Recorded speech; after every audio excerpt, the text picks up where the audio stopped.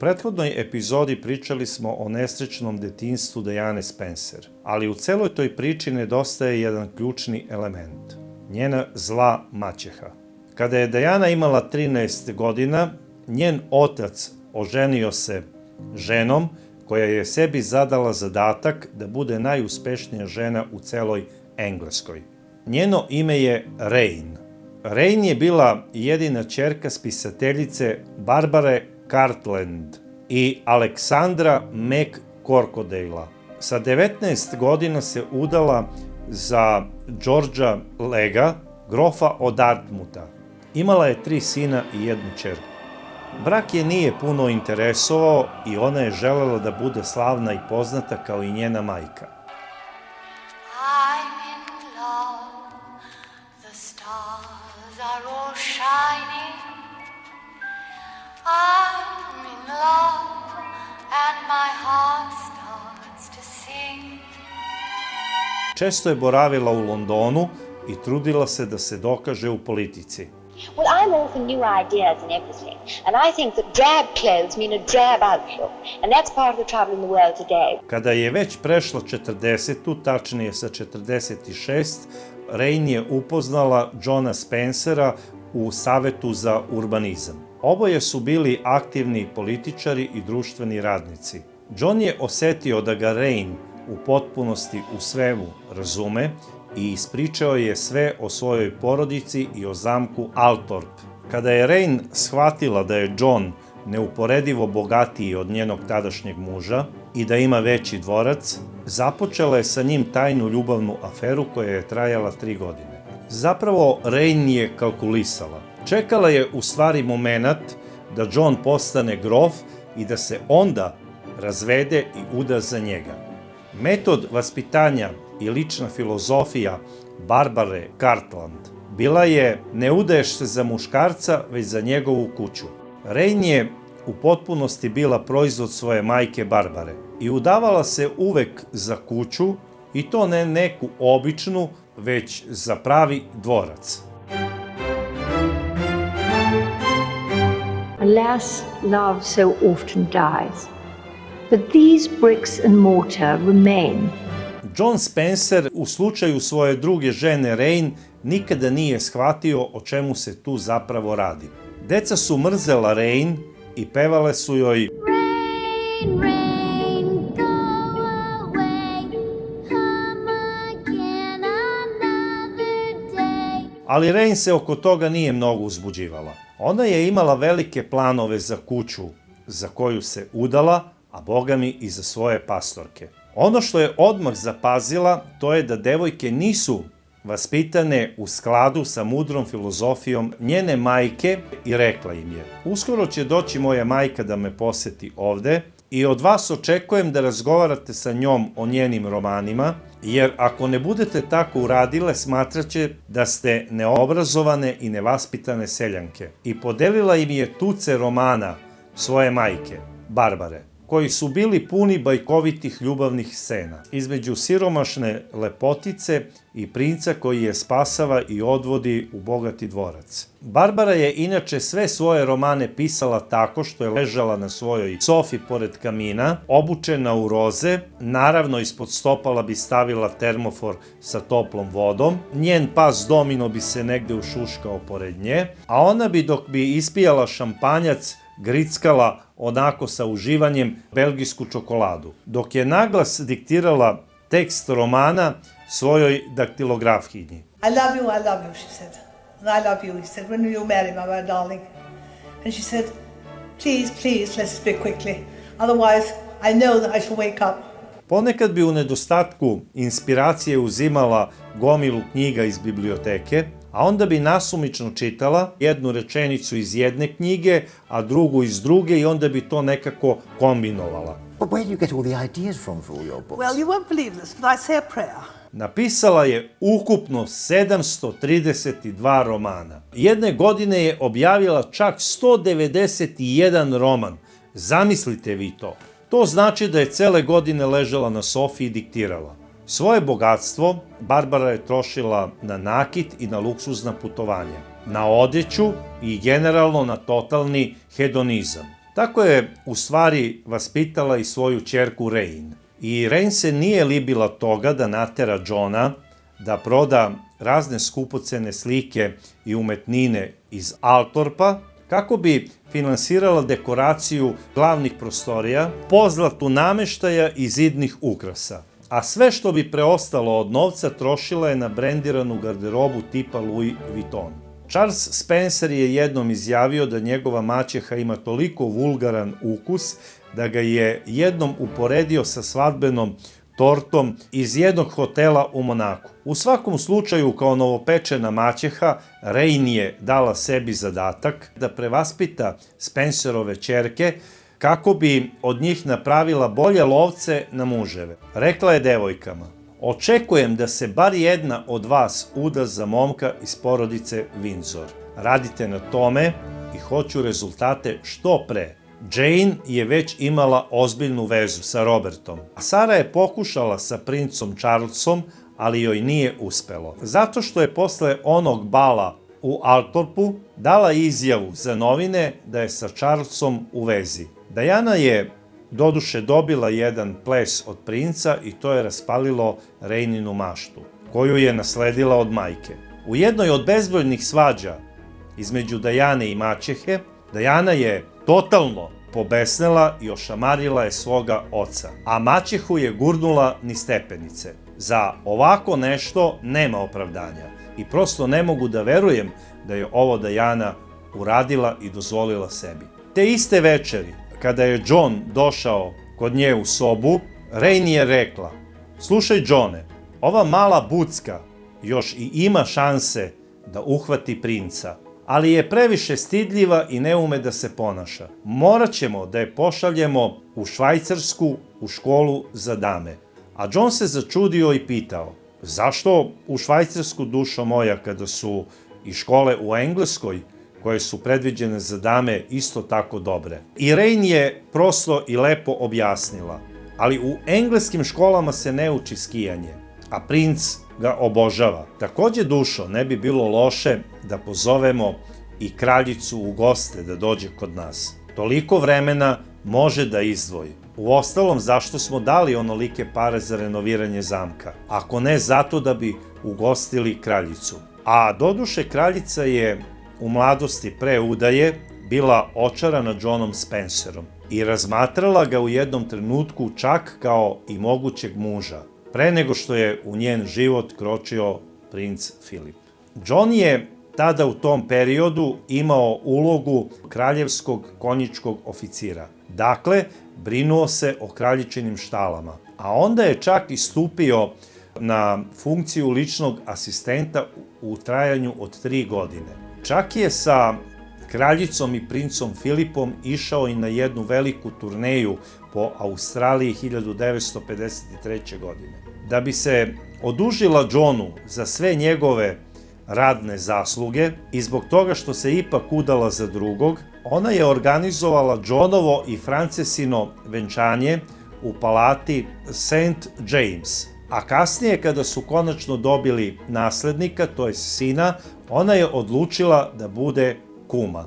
I Rain je odlučila da iskoristi ovu činjenicu i da malo porazgovara sa kraljicom. I ubedila je Johna da ih pozove u goste. Kraljica je inače volela, kad god bi je princ Filip iznervirao nekim svojim postupkom ili vanbračnom aferom, kojih je on imao mnogo, da ode i druži se sa nekim od svojih bivših konjičkih oficira, jer je znala da to kod princa Filipa izaziva posebnu ljubomoru. Tako je i ovog puta odlučila da poseti grofa Johna Spencera sa svojom majkom i da provedu par dana u prelepom Altorpu.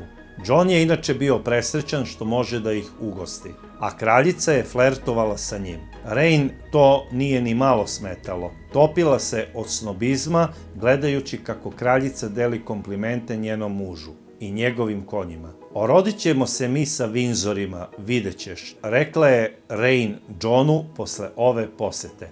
Sledeći prestolonaslednik će biti Spencer. John je naravno, kao i svaki muškarac koji je ponosan na svoju porodičnu tradiciju, još više zavoleo Rain posle ovih reči. I zato su Dianu poslali u Švajcarsku u školu za dame. Ova škola je predviđena za dame iz visokog društva i pre svega je namenjena aristokratama i bogatim devojkama da bi naučile kako treba da se ponašaju u svetskom jet setu i visokom društvu uopšte. A od nastavnih predmeta, pored francuskog jezika, bio je predmet domaćinstvo, kako da se devojke nauče da šiju, da peglaju, da povijaju bebe i tome slično, kuvanje francuskih jela pre svega. Zatim bio je predmet o prvoj pomoći. Tu su devojke obučavane da u svakom trenutku mogu ukazati prvu pomoć i tome slično svom budućem suprugu. I bio je predmet kako flertovati sa budućim partnerom, odnosno kako odabrati budućeg partnera i kako mu se približiti, a da to ne bude napadno. Your final and most important lesson. How to spend Daddy's lovely money. Ova škola, inače, postoji i dan danas, traje godinu dana i spada među najskuplje škole u svetu. Košta 1.000.000 švajcarskih franaka godišnje. Traje 2 semestra koji su obično po 8 meseci. Odnosno, godinu i po dana traje školovanje. Ovde se uče neki borilački sportovi, tipa judo, da bi se osoba znala odbraniti u datom trenutku od eventualnog napadača. Od sportova su još zastupljeni plivanje, skijanje, a od društvenih igara uči se znači bridge, zatim karambol, to je jedna posebna vrsta bilijara, i igra se jedna vrsta tenisa, zapravo skvoš. Inače, Diana je u sportu bila najbolja u školi, zato što je pre svega imala ekstra dobru građu. Bila je visoka 178 cm. Međutim, Diana nije izdržala školovanje 2 semestra, izdržala je samo 1 semestar, odnosno 8 meseci. I u toku prvog meseca ona je napisala roditeljima 120 pisama sa molbom da je vrate za London. Pre svega, njoj nikako nije odgovaralo školovanje na francuskom jeziku, zato što je on njoj išao strašno teško i ona je sa jednom svojom prijateljicom govorila isključivo engleski. Zbog toga je stalno dobijala ukore i bila je vrlo nesrećna zbog toga. I posle prvog semestra otac, grof Spencer, odlučio je da svoje dete vrati nazad za Englesku. I ona se vratila u Althorp. Po povratku ona traži od oca, od grofa Spencera, da joj obezbedi školovanje u Londonu. Međutim, on je bio izričit da to ne može da joj dozvoli dok ne napuni 18 godina. S obzirom da je ona imala tek 17, morala je još godinu dana da čeka da bi iznajmila svoj stan i da bi počela da se školuje u Londonu. Takvog mišljenja je bila i njena majka. I ona je morala godinu dana da provede kod nekih svojih prijatelja, prvo u Sussexu, a kasnije isto u okolini Londona, gde se bavila poslovima tipa učenja kulinarskih veština, posebno francuske kuhinje, i boravila je kod jedne gospođe koja je bila francuskinja, bila je dobra domaćica i naučila je Dianu kako se kuvaju francuski specijaliteti i tome slično, a kasnije je prešla kod jedne druge porodice koja je takođe prijatelj njenog oca, grofa Spencera, i tamo je čuvala njihovo dete. Inače, oni su se bavili bankarstvom. I tu je Diana bila srećna i u jednom periodu majka, da bi ćerku malo više usrećila, pronašla je jednu učiteljicu koja se bavila podučavanjem dece plesu. I Diana je počela da radi kao asistent toj profesorki plesa i bogami i profesorka, a i Diana su bile oduševljene. To je trajalo 3 meseca i onda se desio jedan malerozan moment u životu, znači Dianinom. Jedna njena prijateljica je poziva na zimovanje na Alpe i ona odlazi tamo, pošto je vrhunski skijaš, i Tako jednog dana skijajući po onim padinama, desio se neki peh i ona je nezgodno pala. Prilikom tog pada pokidala je sve ligamente na levoj nozi. Po povratku za London ona je morala 3 meseca da nosi gips i da ide na te rehabilitacije i banje. Tako da od profesionalnog plesa više nije bilo ničega. I posle ovog oporavka, znači pošto prolazi vreme, dolazi i njen 18. rođendan i majka Frances Fermoy želi da iznenadi svoju ćerku i angažuje svoju najstariju ćerku Saru da uz pomoć svog sadašnjeg momka, koji je inače trgovac nekretninama, pronađu što lepši devojački stan za Dajanu. I sestra Sara je to bez problema uz pomoć svog dečka i pronašla. U najelitnijem delu Londona kupuju trosoban stan od 120 kvadrata i plaćaju ga tada 79. godine 50.000 funti, što je za ono vreme bio ogroman novac.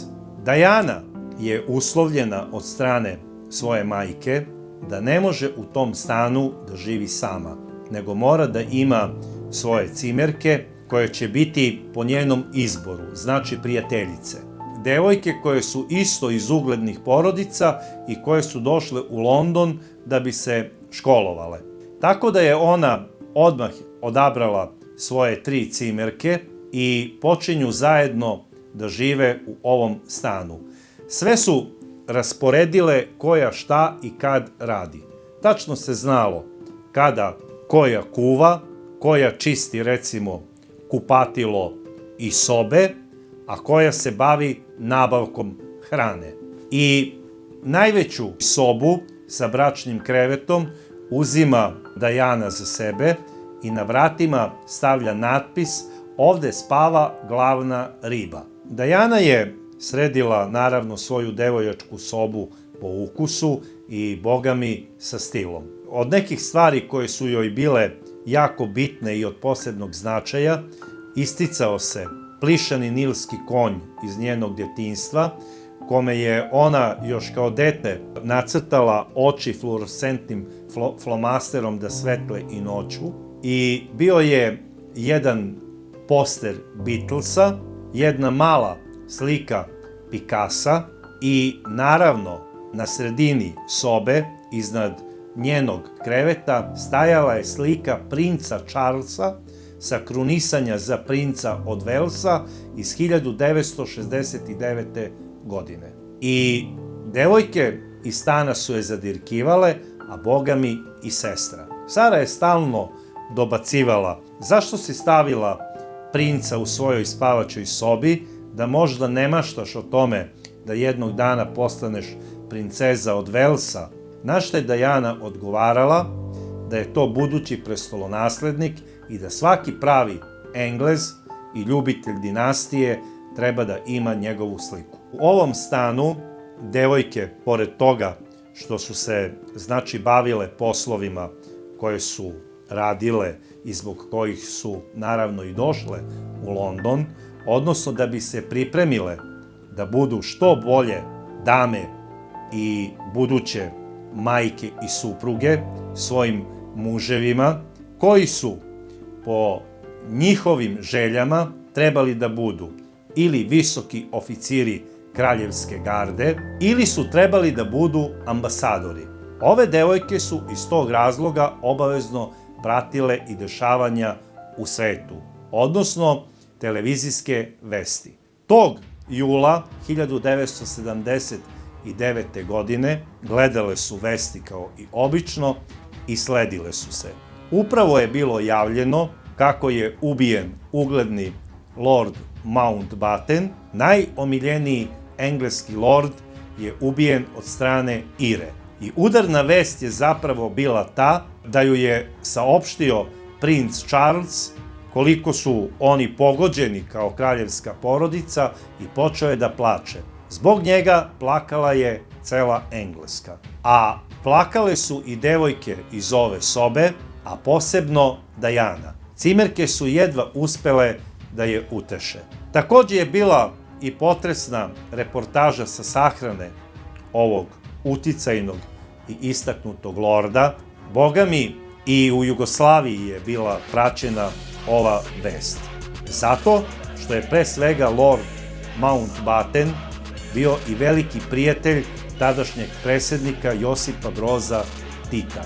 Njihovo prijateljstvo datira još iz 1914. godine. Lord Mountbatten sa majčine strane je imao puno rođaka iz Nemačke i Austrije, koji su bili visoko plemstvo u tim zemljama.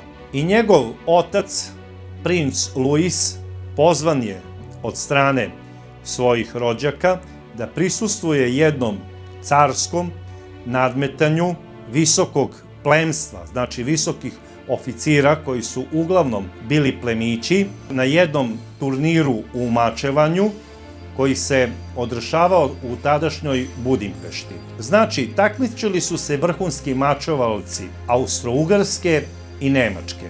Bilo je ukupno 16 parova.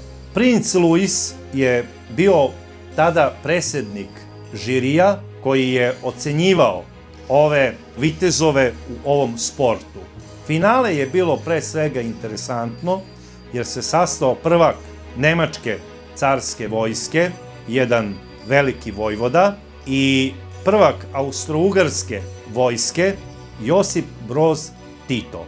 On je tada bio 22-godišnji vodnik i u finalu je izgubio i osvojio je srebrnu medalju. Vojvoda Louis je tada rekao svom sinu, Lordu Mountbattenu, koji je tada imao svega 14 godina, vidiš sine, ovo se dešava kada u tvojim venama ne teče plava krv. Ovaj momak je bio mnogo bolji, ali morao je da pobedi plemić u finalu. Lordu Mountbattenu to nije bilo po volji i tražio je da se upozna sa mladićem koji je osvojio srebrnu medalju. Princ Louis, da bi ispunio želju svom sinu, izveo ih je na jednu večeru u jednom restoranu u Budimpešti. Tamo šta se tek dešavalo je ono što je posebno ostavilo veliki utisak na tada mladog Mountbattena, a radilo se o sledećem. U jednom trenutku princ Louis je zamolio muzičara koji svira da odsvira jednu englesku pesmu na klaviru i ovaj se izvinio, rekao je da je ne zna. Na opšte zaprepašćenje svih ustao je, znači mladi seljak Josip Broz, otišao je do klavira i odsvirao je englesku aristokratsku pesmu kao pravi umetnik. Svi su bili oduševljeni. Tek onda mladi lord je skapirao i saznao da pored nemačkog i engleskog jezika, ovaj seljak, podoficir Austro-Ugarske vojske, govori još 5 svetskih jezika. Da igra bridž, da igra, znači, karambol, da je vrstan strelac iz pištolja i da je dobar jahač na konju. Na sve je ličio, i na plemića, i na lorda, i na grofa, ali ne na nekog seljaka koji je došao iz Zagorja i koji se bavi onim što oni uče u visokim školama generacijama i generacijama. Njihovi putevi se ponovo ukrštaju 1947. godine, kada Tito kao potpredsednik Informbiroa dolazi do saznanja da predsednik Informbiroa i predsednik Sovjetskog saveza Staljin spremaju atentat na vicekralja, odnosno guvernera Indije, jer žele da u Indiji izazovu komunističku revoluciju, u kojoj je upravo Mahatma Gandhi poveo pokret za oslobođenje od kolonijalnog ropstva. I Tito je saznao, naravno, da se radi o lordu Mountbattenu i preko svojih ljudi iz ambasade obaveštava uglednog lorda da se sprema njegova likvidacija od strane KGB-a. i odmah su podigli bezbednost na najviši nivo i Lord Mountbatten ovo nikada nije zaboravio ni Titu, a ni Jugoslaviji.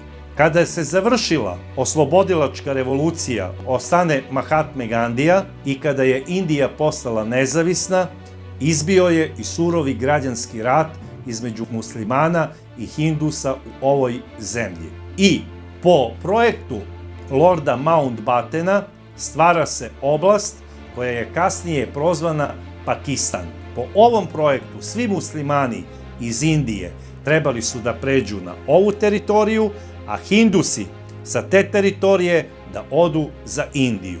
Pakistan je inače kao tvorevina Engleske i Lorda Mountbattena od strane Indije i celog sveta doživljavan kao veštačka tvorevina i prva zemlja na svetu koja je priznala nezavisni Pakistan bila je Jugoslavija na čelu sa Titom. Kasnije, po ugledu na Tita i Jugoslaviju, Pakistan su priznale uglavnom sve zemlje u svetu.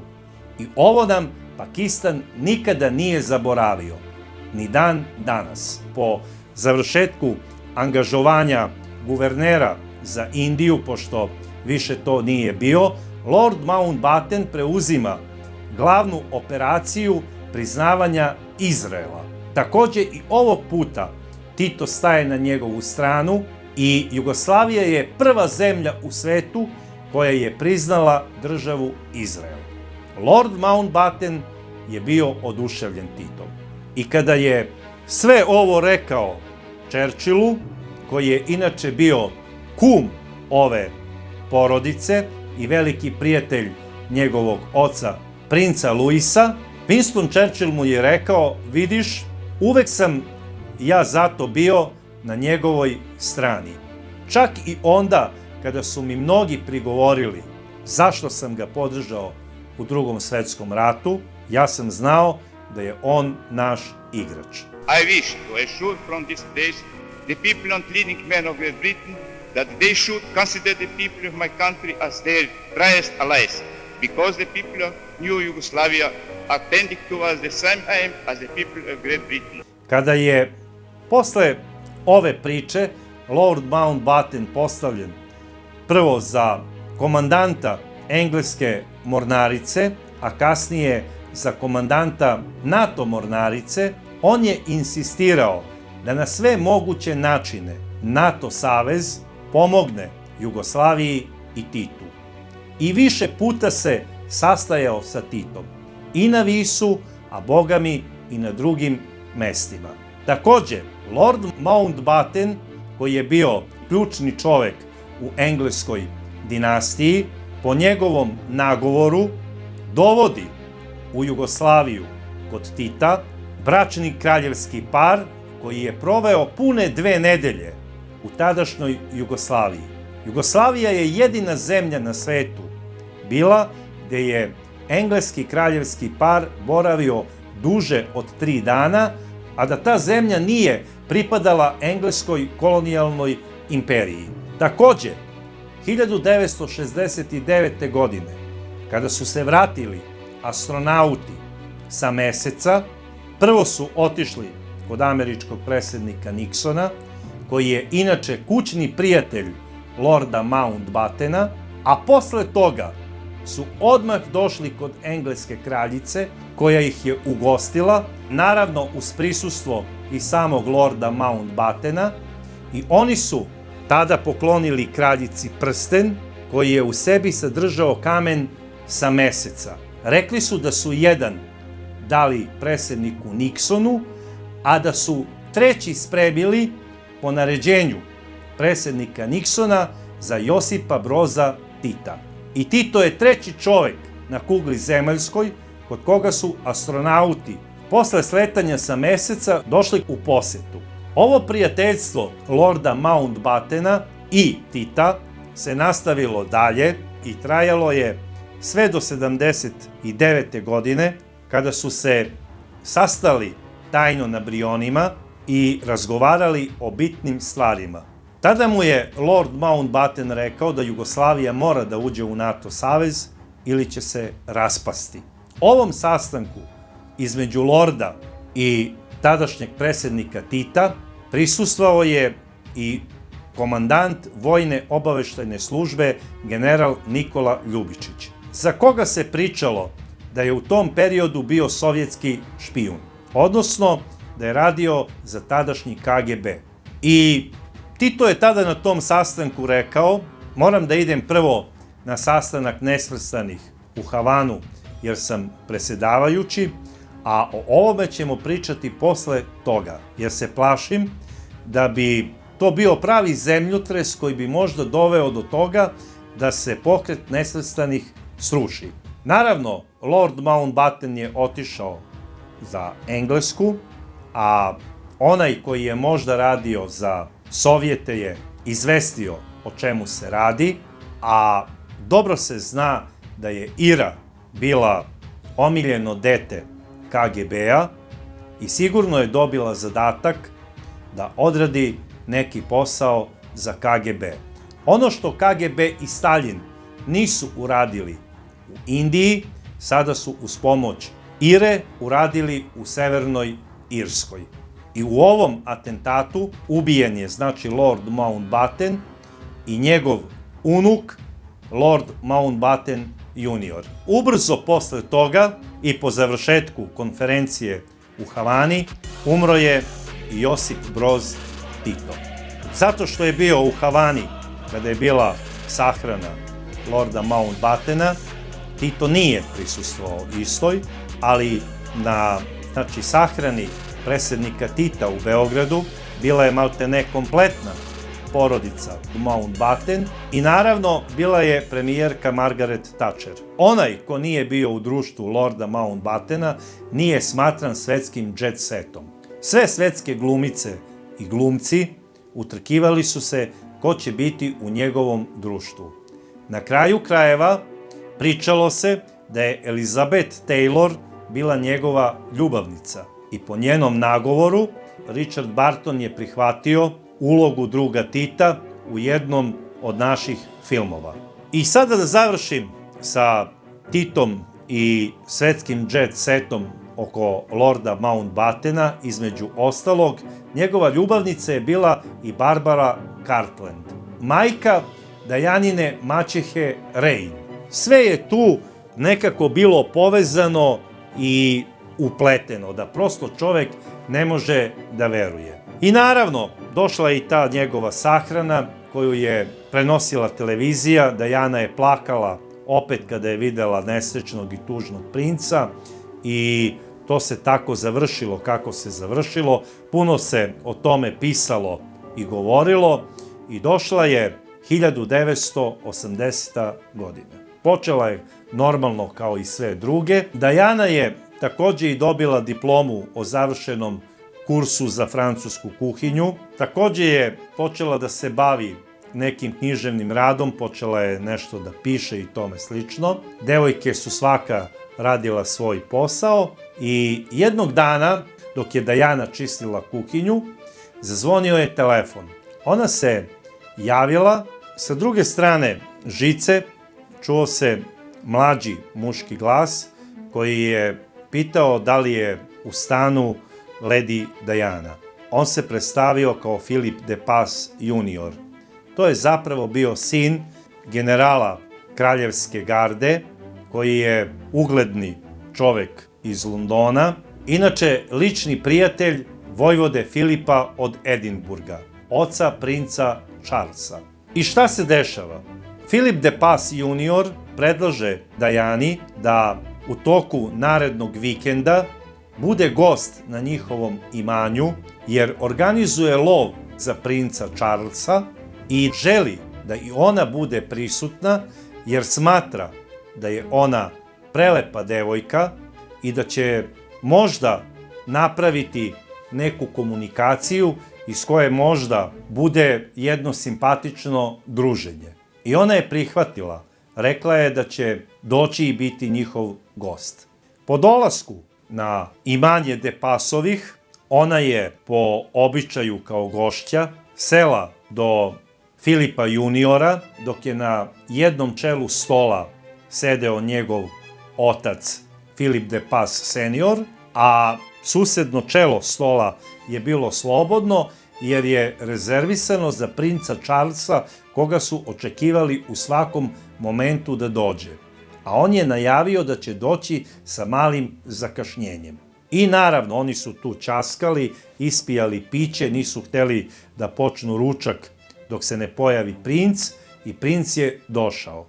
I na opšte iznenađenje svih, nije seo na stolicu koja je predviđena za njega na čelu stola, već je seo do de Pasa sina da bi bio u blizini Dajane, jer je ona sedela do Filipa. I naravno, odmah je počeo sa njom da se šali i svi su bili iznenađeni koliko je on bio otvoren sa osjećanjima prema njoj. Dajana je naravno nenaviknuta na takve prilike, jer do tada faktički nije ni imala momka. Bila malo zbunjena takvim nastupom jednog tako uglednog čoveka, kakav je bio princ, i otvorenošću prema njoj.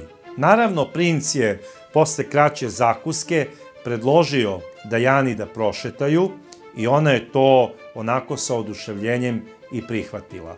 Izašli su da prošetaju dvorištem i seli su na jednu balu sena, počeli su da pričaju o svemu i svačemu, da bi mu onda Dajana rekla kako je sada srećna što na njegovom licu vidi osmeh, jer zadnji put kada ga je videla, to je bilo na sahrani lorda Mountbattena i onda je bio jako tužan. Delovao je kao najtužniji čovek na svetu. I rekla je, vi ste princ, budući prestolonaslednik i nada ove nacije i ja mislim da vi uvek trebate biti srećni. Naravno, Charles se nasmejao, tu je počeo otvoreno da se udvara i da priča o svojim osjećanjima prema Dajani. Naravno, to je sve bilo u gospodskom maniru, nije tu bilo ničega vulgarnog i rekao je da još uvek pamti bal koji je organizovao njen otac John Spencer po predivnom plesu koji je odigrao sa Dajanom. Ona je samo porumenela, nasmešila se i naravno bilo joj je jako drago. U tom trenutku princ se samo zamislio, setio se svog deda ujaka koga je obožavao, odnosno pokojnog lorda Mountbattena, koji mu je malte ne 5 minuta pre svoje tragične smrti napisao pismo u kojem ga moli da pronađe pravu ženu za ženidbu, da bi nastavio lozu Vindzora i da obezbedi naslednika monarhije. Pogledao je u tom trenutku prema nebu i pomislio je, dragi deda ujače, mislim da ću ispuniti tvoju posljednju želju iz pisma koju si mi tražio. Princ je posle toga pogledao Dajanu i rekao je da je njemu ovde prelepo, ali da ga u Buckinghamskoj palati očekuje veliki posao i zamolio je Dajanu da pođe sa njim za London. Ona je bila iznenađena i rekla je, vaše veličanstvo, to ne mogu da uradim jer otac me je poslao kod de Pasovih i ja moram da budem ovde i odavde da se vratim kući. Charles je pogledao Dajanu pravo u oči i rekao je, vidi se pravo kućno vaspitanje. Posle toga su ustali, otišli su u hol predivnog dvorca de Pasovih, svi su ih onako krajičkom oka posmatrali i primetili su da imaju apsolutno istu visinu. Neke od prisutnih dama su onako malte ne same za sebe, ali dovoljno glasno da bi drugi čuli, rekle, ko stvoreni jedno za drugo. Charles je otišao svojim poslom u Buckinghamsku palatu, a Dajana je otišla u svoj stan svojim cimerkama.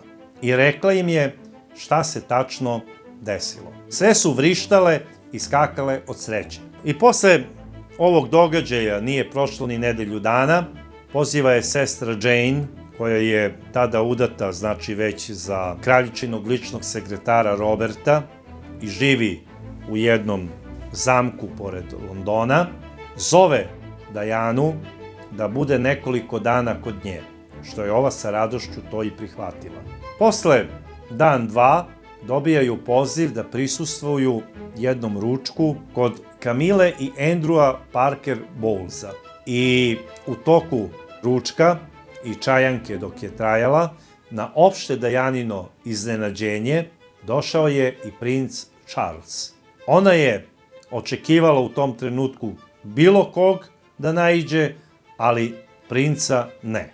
I odmah je primetila da su neka pitanja od strane gospođe Bowles takvog tipa da malte ne zna apsolutno sve šta se desilo na imanju Depasovih.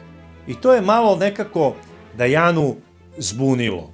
Pa je prvo pomislila da je najverovatnije Charles se sve poverio svom velikom prijatelju Filipu, a da je ovaj kasnije preneo to svojoj prijateljici Kamili. Jer prosto neke stvari nisu mogle da se objasne.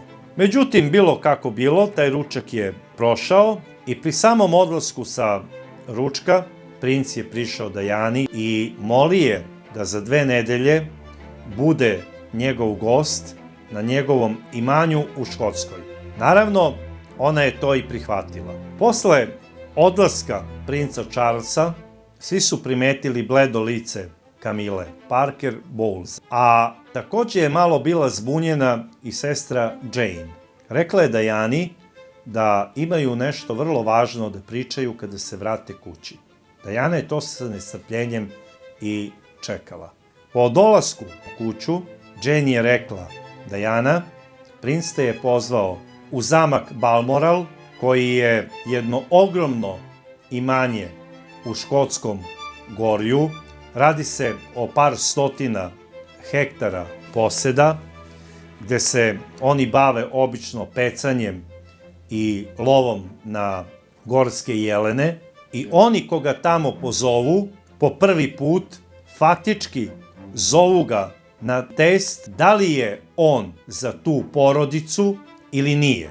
Ono što si učila u damskim školama moraš sada i primeniti.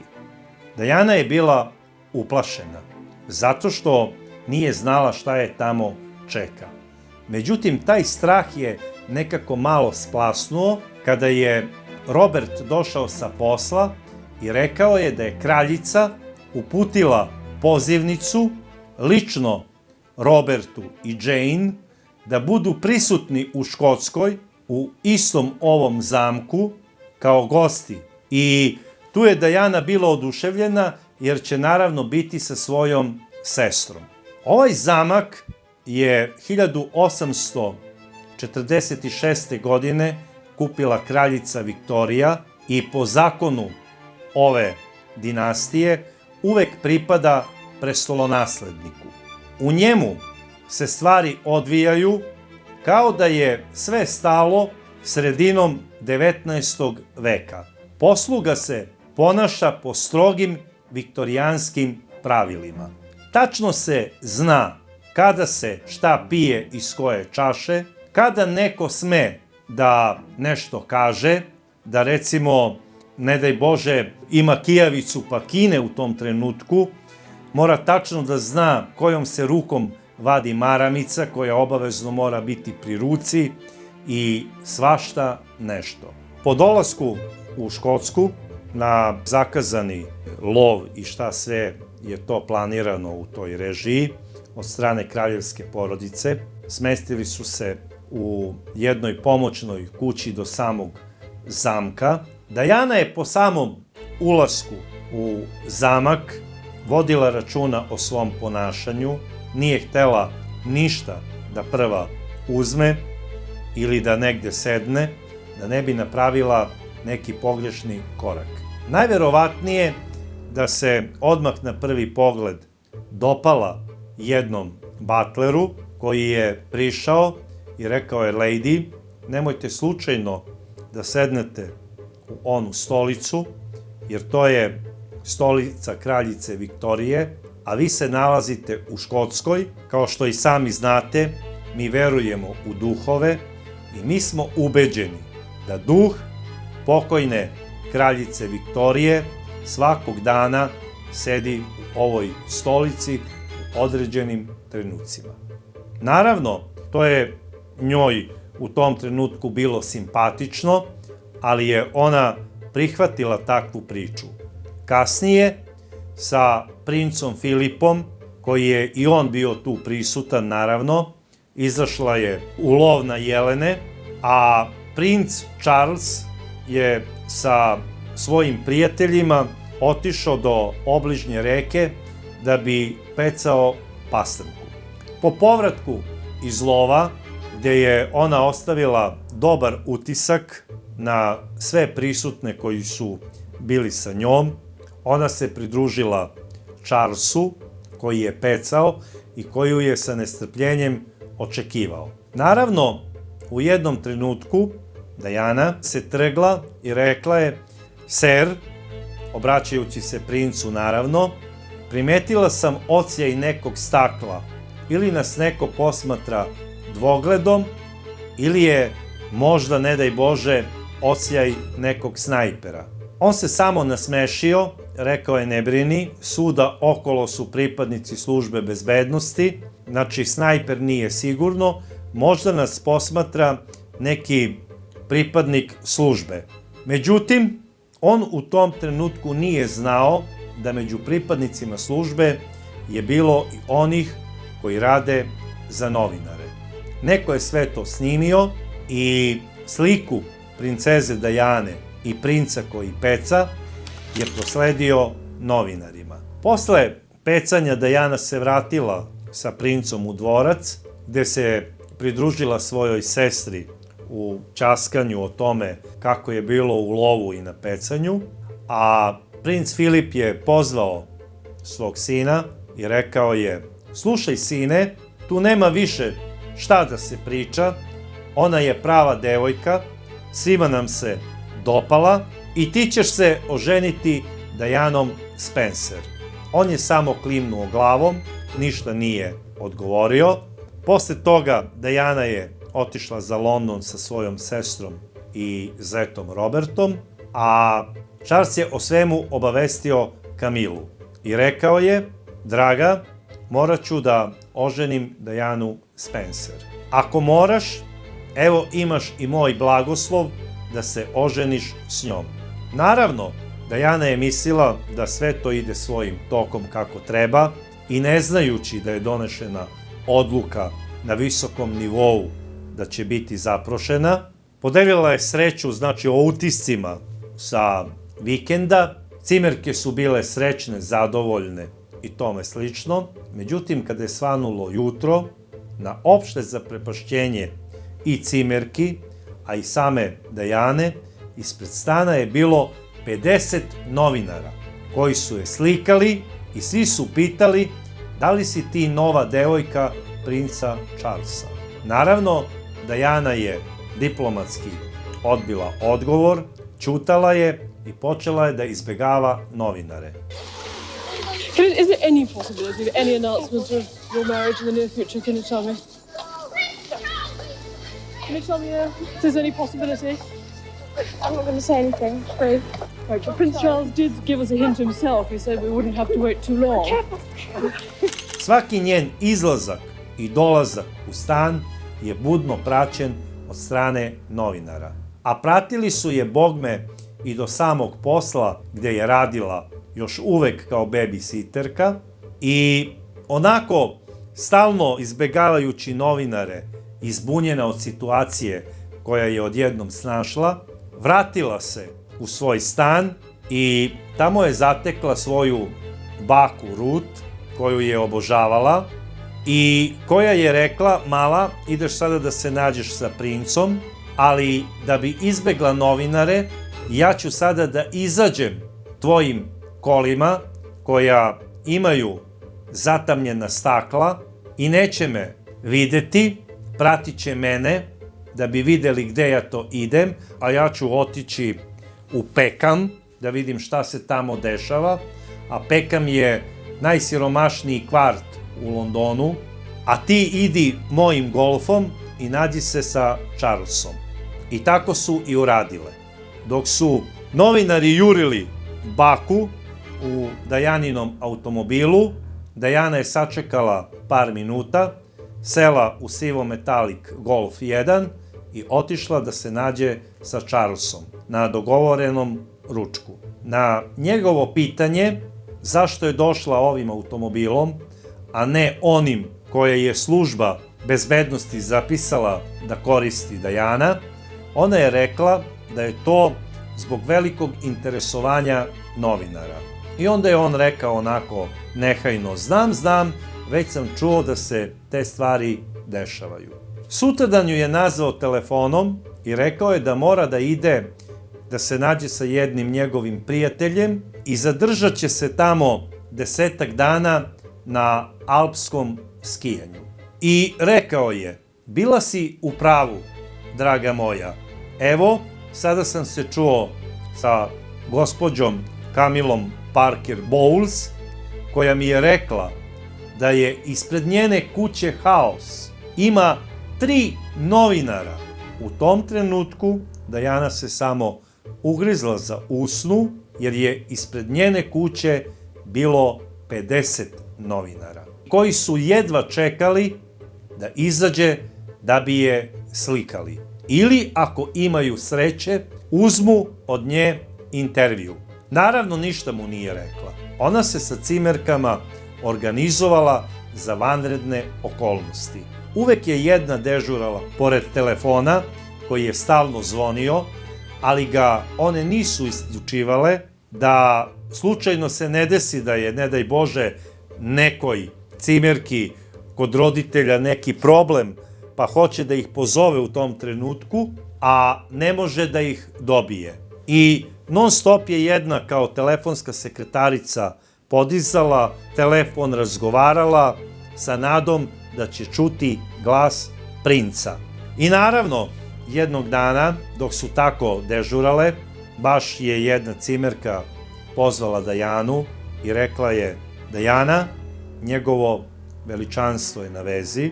Ona je odmah prišla telefonu, javila se i on je rekao, draga, evo, za par dana dolazim za London i jedva čekam da te vidim, imam nešto važno da te pitam. Dajana je rekla, ok, jedva čekam da vidim i ja tebe. I posle par dana princ je poslao automobil po Dajanu, koju je vozač dovezao u Buckinghamsku palatu.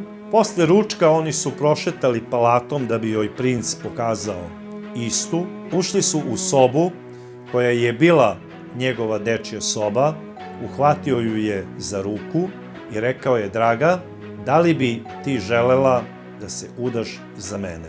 Ona se samo nasmešila i rekla je da. Naravno, Charles je još jednom pogledao Dajanu u oči i rekao je, Dajana, to znači da ćeš jednog dana postati kraljica ove zemlje. Onda se ona uozbiljila i rekla je, da, ja želim da se udam za tebe.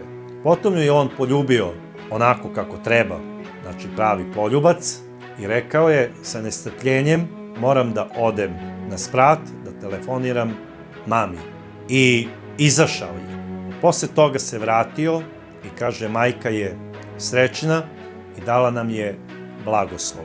Od danas ti si zvanično moja verenica. Princ je u prisustvu svog vozača i telohranitelja vratio Dajanu u njen stan, a kada je ona tamo ušla, cimerke su je sa nestrpljenjem čekale. Sela je na krevet, onako oborila glavu, htela je da izazove onako neku zebnju kod njih, onda se nasmejala i rekla je, da, pitao me je da li hoću da mu budem žena. Sada na njeno iznenađenje sve su ćutale i gledale su je. I ona kaže, pitao me je da li hoću da se udam za njega. Kaže, to smo čule, ali šta si ti odgovorila? Ona je samo izustila da.